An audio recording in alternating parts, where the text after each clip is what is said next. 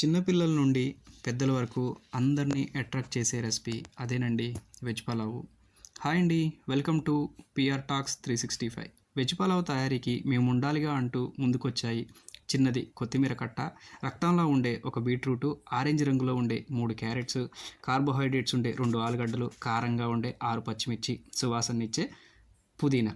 వీటితో పాటు స్పైసెస్ మీతో పాటు మేము కూడా వస్తామంటూ 3 యాలకులు, 4 లవంగాలు, 2 స్టార్ పువ్వులు, ఒక జాజికాయ, ఒక చిన్న జాపత్రి, 3 మరాఠీ మొగ్గలు, 3 బిర్యానీ ఆకులు వచ్చాయి.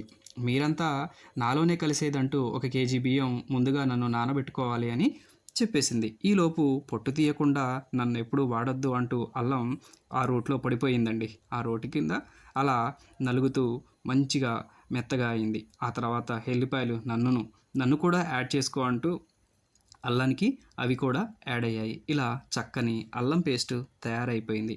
తర్వాత ఆరెంజ్ రంగులో ఉండే క్యారెట్లు, రక్తం రంగులో ఉండే బీట్రూటు ఇలా సన్నగా తురుముకొని పెట్టుకోవాల్సి వచ్చిందండి. ఇక చూడండి ఎంత చక్కగా తయారైపోయిందో. ఇంకా కళ్ళెమ్మటి నీళ్లు తెప్పించే మన ఉల్లిపాయలు మాత్రం మా ఆవిడ చేతిలో ఇలా హత్యకు గురి కాబడ్డాయి. తర్వాత పచ్చిమిర్చి అడ్డంగా కోయబడ్డాయి. ఆలుగడ్డలకేమో పైన తోలు తీసేసి ఇలా ముక్కలు ముక్కలుగా మా ఆవిడ చేసేసింది. ఇంకా కావలసినటువంటి పదార్థాలన్నింటినీ కూడా తయారు చేస్తూ ఉంది. ఇక సువాసననిచ్చే కొత్తిమీర, పుదీనా వీటన్నిటిని కూడా సన్నగా తరిమి పెట్టుకుంది. వెనక ఎవరో తరుముతున్నట్టుగా చకచకా చకచకా కోసేయాల్సి వచ్చింది. ఇంకో పక్క కడుపులో ఆకలవుతూ ఉంది. ఇంకా ఈ వెజ్ పలావ్ ఎప్పుడు రెడీ అవుతుందా అని అందరం ఎదురు చూస్తున్నాం. చూశారు కదా ఎంత చక్కగా వీటన్నిటిని మేము తయారు చేసి పెట్టుకున్నాము.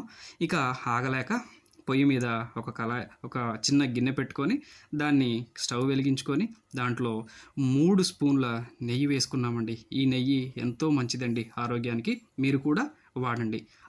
దీనిలోకి 3 గిద్దెల ఆయిల్ తీసేసుకున్నాము. ఆయిల్ వేడెక్కిన తర్వాత ఈ ఆయిల్లో మేము ఈత కొడతామంటూ స్పైసెస్ అందులోకి దూకేశాయి. ఈలోపు మా ఆవిడ గంటి తీసుకొని వాటిని కాస్త అటు ఇటుగా కలిపివేసింది.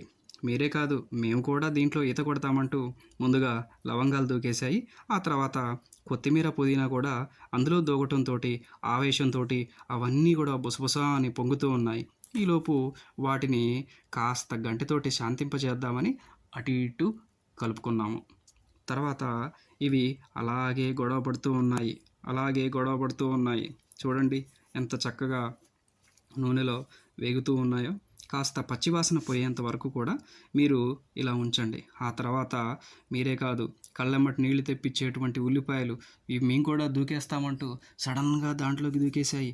వెంటనే మీరొక్కరేనా అంటూ అందులో కారం ఉండే పచ్చిమిర్చి, కార్బోహైడ్రేట్స్ ఉండే ఆలుగడ్డలు ఇవన్నీ కూడా అందులోకి దూకేశాయి. ఈలోపు అన్నీ ఏమైనా శాంతపడతాయేమో అని చెప్పేసి గంటి తీసుకొని వాటన్నిటిని కూడా కాస్త అటు ఇటు కలుపుకోవడం జరుగుతూ ఉంది.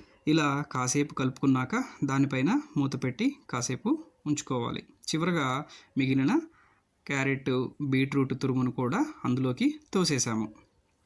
ఇక వీటిని కూడా పచ్చివాసన పోయే విధంగా కాస్తంత లో ఫ్లేమ్లో ఉంచుకొని కాసేపు వీటిని ఉడకనివ్వాలి. ఇలా అన్నిటినీ కలుపుకుంటూ వాటిని శాంతింపజేయడానికి ఎంతో ప్రయత్నం చేశాము. కానీ వీటి మధ్య గొడవ ఇంకా ఆగలేదు. అయితే ఇంకా చివరికి చూసి మేమందరం తట్టుకోలేక వాటి గొడవను చల్లార్చడానికి 6 గ్లాసులు నీళ్లు పోసాము. కానీ వీటి పొగరు కొంచెం పెరగాలని దాంట్లో ఉప్పేసాము. ఇవన్నీ కూడా ఐకమత్యంతో కలిసిపోవాలని గంటి తీసుకొని అలా కలుపుకున్నాము.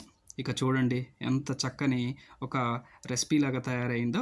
ఇక చూడండి ఎప్పుడైతే ఇందులో ఉప్పేసామో ఆ పొగరు పెరిగి ఇవన్నీ కూడా బుసబుస అని పొంగుతుంటే వీటి ఆవేశాన్ని మేము చల్లార్చడం కోసమని ముందుగా నానబెట్టుకున్నటువంటి బియ్యాన్ని వాటిలో ఉన్నటువంటి నీటిని మొత్తం కూడా తీసేసి గంటెతోటి చక్కగా వాటిని అందులో యాడ్ చేస్తూ ఉంటే అవి కొద్ది కొద్దిగా శాంతపడుతూ ఉన్నాయి.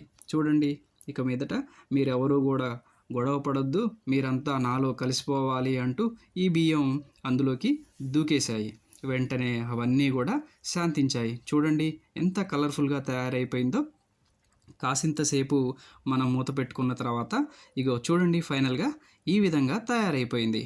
మా కడుపులో ఎలకలు పరిగెడుతున్నాయి. ఇంకా దీన్ని చూసేశాక మాకెవ్వరికీ కూడా ఎక్కువసేపు ఆగాలనిపించలేదు. మా కడుపులో హైడ్రోక్లోరిక్ యాసిడ్ తయారైపోయింది. ఇంకా దీన్ని లోపల మేతగా వేస్తే చక్కగా జీర్ణమైపోతుంది. ఇందులో ఎన్నో పోషక విలువలు ఉన్నటువంటి పదార్థాలన్నిటినీ కూడా మనం ఇందులో వేసాము. మీ అందరికీ కూడా ఈ వంటకం నచ్చితే లైక్ చేయండి, షేర్ చేయండి, సబ్స్క్రైబ్ చేయండి. మీరు కూడా ఇంట్లో ట్రై చేయండి. Thank you everyone.